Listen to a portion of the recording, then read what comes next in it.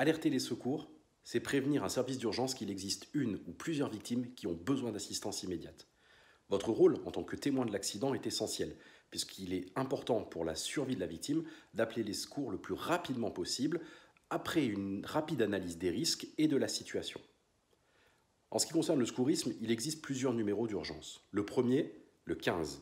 Le 15, c'est SAMU, Service d'aide médicale d'urgence. Le SAMU est plutôt à réserver pour les cas où vous avez besoin d'une assistance médicale, d'un conseil médical, lorsque par exemple la victime, vous suspectez un malaise, une crise cardiaque ou que vous avez besoin d'assistance liée au domaine médical. Le deuxième numéro à retenir, c'est le 18, les sapeurs-pompiers. Les sapeurs-pompiers vont intervenir bien sûr sur les incendies, sur les accidents de la route, mais également sur ce qu'on appelle le secours d'urgence à personne. C'est ce qui va vous permettre, en cas d'accident, d'avoir des renforts rapidement à votre domicile ou sur les lieux de l'intervention. Le troisième numéro à retenir, c'est le 112. Le 112, c'est le numéro européen d'urgence. En fait, c'est très pratique puisque c'est un numéro qui fonctionne sur l'intégralité du territoire européen. Vous voyagez demain dans un pays de l'Union européenne, vous ne savez pas quel est le numéro de secours à appeler, faites le 112. Attention, il faut le réserver lorsque vous êtes à l'étranger. Lorsque vous êtes en France, privilégiez le 15 ou le 18. En fait, le 112, selon les départements, vous allez tomber sur le 15, le 18 ou une plateforme qui peut regrouper plusieurs numéros d'urgence. Le dernier numéro, peut-être le moins connu parce que le plus récent, c'est le 114.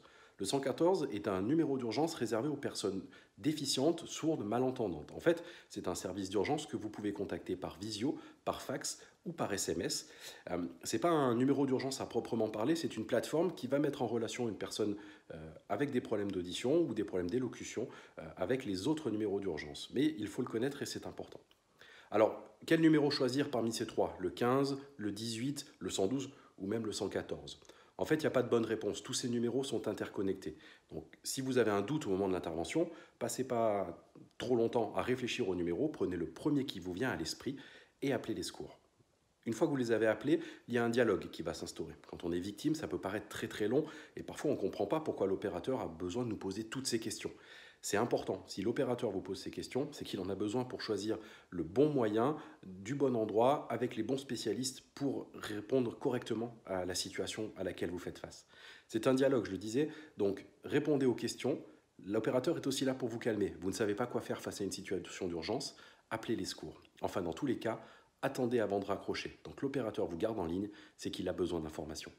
Dans une prochaine vidéo, je vous expliquerai ce qu'il faut préparer pour pouvoir accélérer la prise en charge et l'alerte et donc savoir ce qu'il faut donner comme information.